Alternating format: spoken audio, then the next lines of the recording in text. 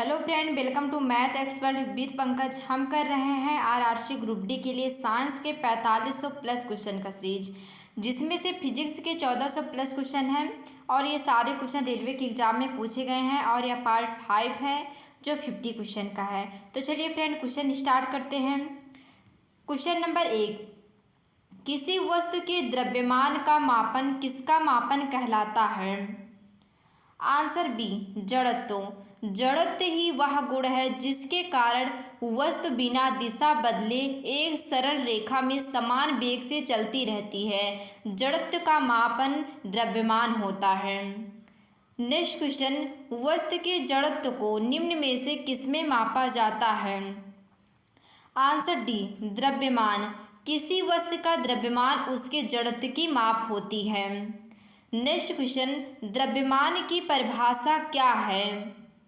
Answer D, किसी वस्तु में होने वाले पदार्थ की राशि को उस वस्तु का द्रव्यमान कहा जाता है। द्रव्यमान किसी पदार्थ का वह मूल गुण है जो उस पदार्थ के त्वरण का विरोध करता है। नेक्स्ट क्वेश्चन, किसी पदार्थ का प्रति इकाई आयतन पर द्रव्यमान क्या कहलाता है? आंसर सी, घनत्व कहलाता है। नेक्स्ट क्वेश्चन, निम्नलिखित में से कौन त्वरण के मान को गुरुत्व के कारण प्रभावित नहीं करता है? आंसर ए, द्रव्यमान।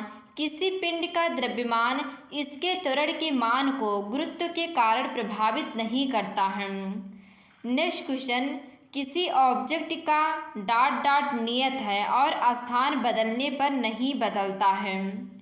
आंसर बी, द्रव्यमान। वस्तु को किसी भी स्थान पर ले जाने पर द्रव्यमान अपरिवर्तित रहता है।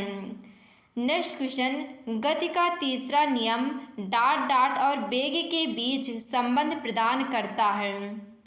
आंसर ए, स्थिति। अतः न्यूटन की गति का तीसरा नियम किसी वस्तु की स्थिति तथा वेग के बीच संबंध को दिखलाता है। नेक्स्ट क्वेश्चन, गति का दूसरा नियम डॉट डॉट से संबंधित है।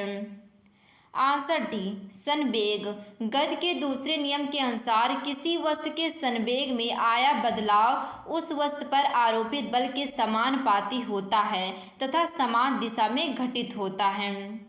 नेक्स्ट क्वेश्चन, न्यूटन के गति का दूसरा नियम। आंसर सी, बल के प्रभावों को समझने में सहायक है। किसी वस्तु के संवेग में परिवर्तन की दर उस वस्तु पर आरोपित बल के समानुपाती होता है।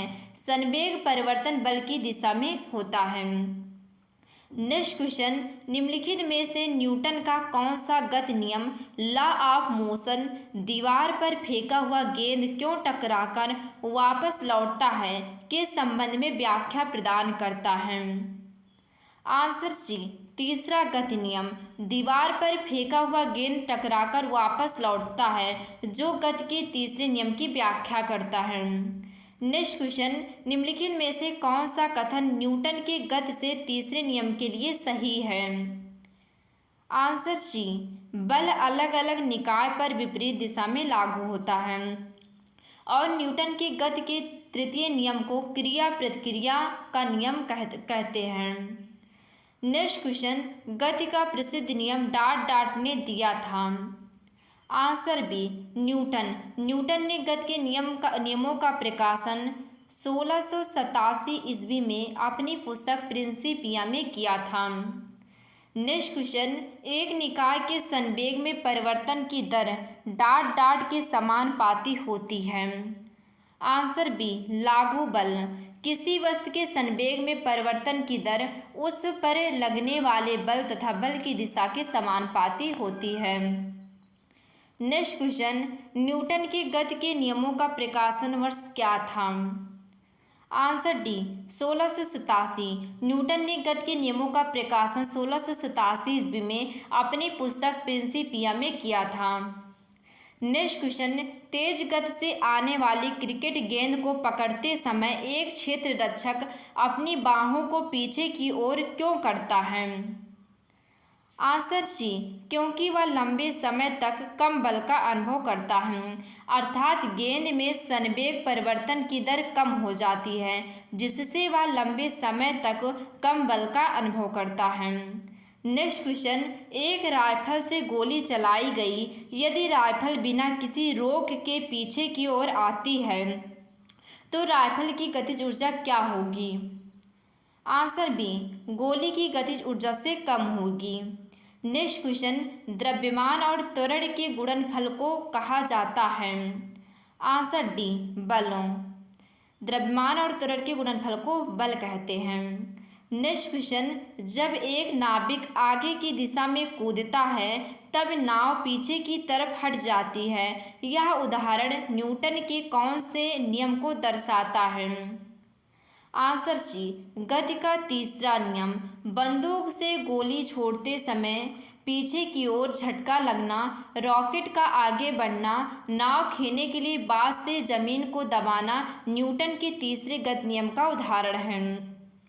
नेक्स्ट क्वेश्चन, रॉकेट लॉन्चिंग कौन से नियम पर आधारित है? आंसर ए, न्यूटन के गति का तृतीय नियम पर आधारित है। नेक्स्ट क्वेश्चन, दोनों वस्तुओं के मध्य का बल हमेशा बराबर और विपरीत होता है। यह विचार न्यूटन के किस नियम के रूप में दिया गया है? आंसर ए, गति का तीसरा नियम। तृतीय नियम के अनुसार प्रत्येक वस्तु पर क्रिया के बराबर परंतु विपरीत दिशा में प्रतिक्रिया होती है। नेक्स्ट क्वेश्चन, जब एक स्थिर बस चलना प्रारंभ करती है तो उसमें खड़े व्यक्ति पीछे की दिशा में गिर जाते हैं। निम्नलिखित में से कौन सा नियम इस परिस्थिति की व्याख्या करता है? आंसर ए, न्यूटन की गति का प्रथम नियम। प्रथम नियम के अनुसार कोई भी वस्तु अपनी गति अवस्था अथवा विरामावस्था को बनाए रखने के लिए प्रयास करती है। इसे जड़त्व का नियम भी कहा जाता है। नेक्स्ट क्वेश्चन, एक व्यक्ति स्थिर पानी में नाव पर खड़ा है। यदि वह नाव तट की ओर चलता है तो नाव, आंसर ए, नाव तट से दूर चली जाएगी। अगर एक व्यक्ति स्थिर पानी में नाव पर खड़ा है, यदि वह नाव की तट की ओर चलता है तो नाव तट से दूर चली जाती है। नेक्स्ट क्वेश्चन, जब बंदूक से गोली छोड़ी जाती है तो बंदूक विपरीत दिशा में धक्का लगाती है। यह न्यूटन के नियम का उदाहरण है। आंसर बी, गति का तृतीय नियम का उदाहरण है। नेक्स्ट क्वेश्चन, बल की परिभाषा को किसके आधार पर व्याख्यायित किया जा सकता है? आंसर बी, न्यूटन की गति का पहला नियम। अतः न्यूटन की गति का प्रथम नियम बल की परिभाषा देता है। नेक्स्ट क्वेश्चन, न्यूटन के नियम कणों के लिए अच्छे सिद्ध नहीं होते। आंसर डी, प्रकाश के वेग के साथ तुलनीय वेग में गति करने पर न्यूटन के नियम कणों के लिए अच्छे सिद्ध नहीं होते हैं। नेक्स्ट क्वेश्चन, आकर्षण के गुरुत्वाकर्षण बल के अभाव में रॉकेट पर प्रलोद डॉट होता है। आंसर डी, स्थिर होता है। नेक्स्ट क्वेश्चन, स्थिर या गतिज अवस्था में परिवर्तन का प्रतिरोध करने की एक वस्तु की प्रवृत्ति को डॉट कहा जाता है। आंसर डी, जड़त्व कहा जाता है। बाह्य बल के अभाव में किसी वस्तु की अपनी विरामावस्था या समान गति की अवस्था को बनाए रखने की प्रवृत्ति को जड़त्व कहते हैं। नेक्स्ट क्वेश्चन, एक ऊंची छलांग लगाने वाला ऊंची छलांग से पहले कुछ समय तक दौड़ता है ताकि डॉट का जड़त्व उसे लंबी छलांग लेने में मदद करे। आंसर डी, गति, ताकि गति का जड़त्व उसे लंबी छलांग लेने में मदद करे। नेक्स्ट क्वेश्चन, मेज पर रखी गई पुस्तकों का ढेर डॉट के कारण हटता नहीं है। आंसर ए, जड़ता के कारण मेज पर रखी गई पुस्तकों का ढेर हटता नहीं है। नेक्स्ट क्वेश्चन, अविचलित वस्तुओं के आराम में रहने या समान वेग से चलने की प्रवृत्ति को कहते डॉट है। आंसर बी, जड़त्व कहते हैं। किसी वस्तु का वह गुण जो उसकी गति अवस्था या विरामावस्था को बनाए रखने का प्रयास करती है जड़त्व कहलाता है। नेक्स्ट क्वेश्चन, किसी स्थिर वस्तु के स्थिर रहने या गतिशील वस्तु के उसी गति से गतिशील रहने की प्रक्रिया कहलाती है। आंसर डी, जड़त्व कहलाती है। नेक्स्ट क्वेश्चन, समापन रेखा को पार करने के बाद भी एक धावक भागना जारी क्यों रखता है? आंसर बी, गति की जड़ता उसे आगे बढ़ाती है। नेक्स्ट क्वेश्चन, जड़त्व का नियम किसके द्वारा प्रतिपादित किया गया था? आंसर है आइजैक न्यूटन द्वारा जड़त्व का नियम प्रतिपादित किया गया था और न्यूटन के गति विषयक के प्रथम नियम को ही जड़त्व का नियम कहा जाता है। नेक्स्ट क्वेश्चन, जब कार एक घुमावदार सड़क पर मुड़ती है तो उसमें बैठे यात्री स्वयं पर केंद्र की विपरीत दिशा में एक बल महसूस करते हैं। यह बल डाट डाट के कारण होता है। आंसर बी, यह बल जड़त्व के कारण होता है। नेक्स्ट क्वेश्चन, जब एक गिलास पर रखे गए कार्ड को उंगली से धक्का दिया जाता है तो उस पर रखा सिक्का गिलास में गिर जाता है। यह कथन किस नियम को व्याख्यायित करता है? आंसर बी, यह नियम जड़त्व का नियम को व्याख्यायित करता है। नेक्स्ट क्वेश्चन, निम्नलिखित में से किसके मध्य जड़त्व का मान अधिकतम होता है? आंसर डी, रेलगाड़ी और हवाई जहाज। अर्थात भार बढ़ने के साथ जड़त्व बढ़ता है तथा भार घटने के साथ वस्तु का जड़त्व कम होता है, जैसे रेलगाड़ी, हवाई जहाज, बस आदि भारी वाहन आदि के जड़त्व का मान अधिक होता है। नेक्स्ट क्वेश्चन, यदि एक यम द्रव्यमान वाली वस्तु को जमीन से यच ऊंचाई तक उठाया जाता है तो इस क्रिया के लिए बल की आवश्यकता होती है। वस्तु को उठाने के लिए आवश्यक न्यूनतम बल डाट डाट के समान होता है। आंसर बी, वस्तु के वजन के समान होता है। नेक्स्ट क्वेश्चन, जब किसी प्रतिरक्षा बल F को विपरीत दिशा में लगाया जाता है तो दो दिशाओं के बीच कोण होगा। आंसर सी, 180 अंश का कोण होगा। नेक्स्ट क्वेश्चन, निम्नलिखित में से कौन सी भौतिक इकाई एक वस्तु की स्थिर या एक समान गतिशील स्थिति को बदलती या बदलने का प्रयास करती है?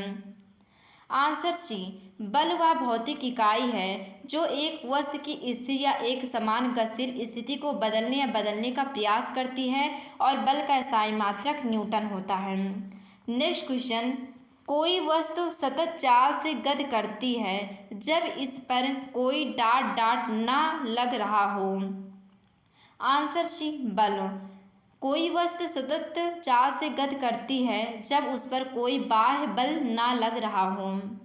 नेक्स्ट क्वेश्चन, निम्नलिखित में से कौन सा प्रकृति में कभी अकेले नहीं होता?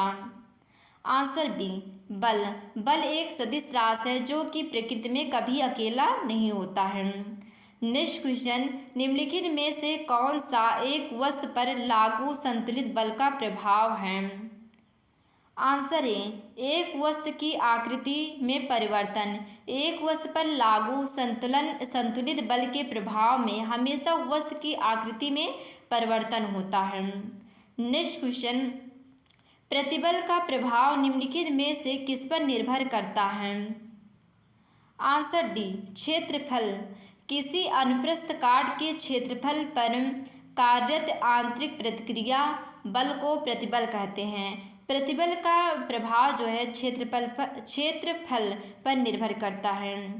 नेक्स्ट क्वेश्चन, यदि एक वस्तु दोनों सिरों से पकड़कर खींची जाती है तो उस पर लागू बल को डाट डाट कहा जाता है। आंसर डी, खिंचाव कहा जाता है। नेक्स्ट क्वेश्चन, किसी पदार्थ पर डाट डाट कार्य करने के बावजूद भी उसके आकार में परिवर्तन न होने का गुण डाट डाट कहलाता है। आंसर सी, बाह्य बल दृढ़ता। किसी पदार्थ पर बाह्य बल कार्य करने के बावजूद भी उसके आकार में परिवर्तन न होने का गुण दृढ़ता कहलाता है। नेक्स्ट क्वेश्चन, निम्नलिखित में से क्या एक वस्तु पर लागू असंतुलित बल का प्रभाव नहीं है? आंसर सी, वस्तु की गति में परिवर्तन का कारण नहीं बनता। ये असंतुलित बल का प्रभाव नहीं है। नेक्स्ट क्वेश्चन, जब दो समान बल किसी निकाय पर और विपरीत दिशा में कार्य कर रहे हों तो निकाय पर कार्य करने वाला बल बन जाता है डाट डाट। आंसर बी, शून्य। क्योंकि दोनों विपरीत बल एक दूसरे को संतुलित करते हैं, इसलिए कोई बल कार्य नहीं करता है। नेक्स्ट क्वेश्चन, डॉट डॉट प्रकृति में अकेले कभी नहीं होता है। आंसर ए बल। बल जो है प्रकृति में अकेले कभी नहीं होता, क्योंकि उसके समान एवं विपरीत एक बल कार्य करता है, जिसे प्रतिबल कहते हैं। नेक्स्ट क्वेश्चन, किसी वस्तु को गति में लाने के लिए उसे धक्का देना या खींचना क्या कहलाता है। आंसर बी बल कहलाता है। नेक्स्ट क्वेश्चन, दो पिंडों के बीच बल सदैव डॉट डॉट होता है। आंसर ए समान और विपरीत दिशा में प्रयुक्त होते हैं। दो पिंडों के बीच बल सदैव समान और विपरीत दिशा में प्रयुक्त होते हैं और किसी पिंड पर दबाव या खिंचाव को बल कहते हैं। बल का एसआई मात्रक न्यूटन होता है। तो अगर वीडियो अच्छा लगा हो तो वीडियो को लाइक और चैनल को सब्सक्राइब जरूर करें।